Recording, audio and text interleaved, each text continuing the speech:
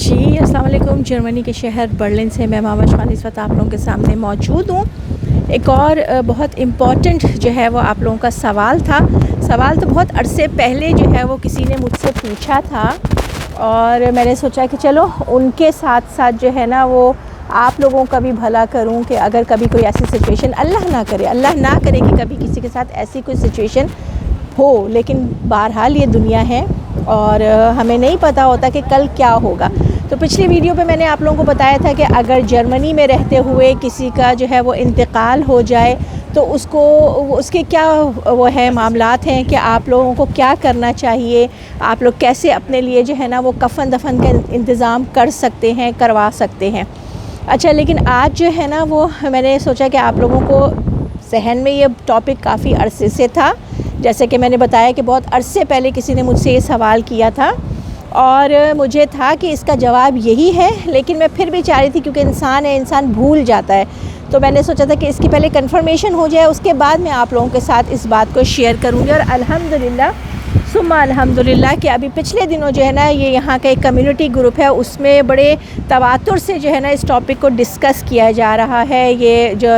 मतलब कहना चाहिए ना कि यहाँ किसी का इंतकाल हो जाए, कफ़न दफन के मामलात, फिर यहाँ की इंश्योरेंस के हवाले से, फिर ये क्वेश्चन भी यहाँ पे आया कि अगर किसी के पेरेंट्स की डेथ हो जाती है और बच्चे छोटे हैं तो उन बच्चों की किफ़ालत कौन करेगा। तो इसके लिए जो है ना एक सादा सा उसूल है कि देखें,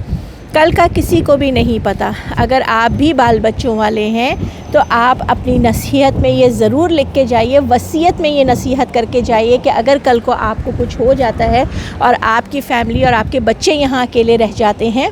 तो उनकी किफ़ालत कौन करेगा, उनके मामलात को कौन देखेगा। क्योंकि अगर आप ऐसी कोई वसीयत करके नहीं जाते तो चूँकि सबको ये बात पता है, ये कोई नई बात नहीं है कि यहाँ के बच्चे हुकूमत के होते हैं, तो फिर वही उनकी देखभाल करती है, वही उनके जो है ना मामलात को देखती है। तो मेरा आप सबसे मशवरा है, अगर आप लोग जर्मनी में रहते हैं तो आप लोग अपना वसीयतनामा ज़रूर लिख के रखें, ताकि अल्लाह ना करे, क्योंकि ज़रा यहाँ पर बहुत सारे मामलात ऐसे होते हैं कि माँ बाप जो है ना वो अकेले निकले हुए होते हैं, किसी भी वजह से जो है ना वो कहीं कोई ट्रैवल कर रहे होते हैं, कहीं जो है वो मीटिंग में जा रहे होते हैं, किसी भी घर से जो है वो घर से बाहर निकल सकते हैं।